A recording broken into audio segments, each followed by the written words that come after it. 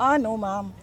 Hindi ko kakausapin si dating, sorry, hindi ko kakausapin si BBM para kay dating Pangulong Duterte.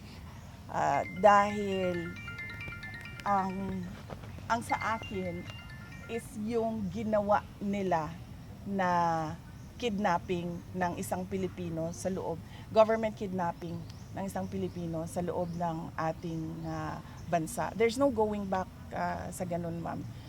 Trabaho niya yon eh. At trabaho niya yon in a sense na inaprubahan niya na hindi niya dapat ginawa bilang isang Pangulo. Kung ano man yung problema ni legal problem ni dating Pangulong Duterte ngayon, ay problema na yon niya at syempre ng pamilya namin dahil ama namin siya. Pero for me, to go to him and request on behalf of former President Duterte, no. Ma'am, yung host Because country po, there's no going back sa ginawa nila na rendition.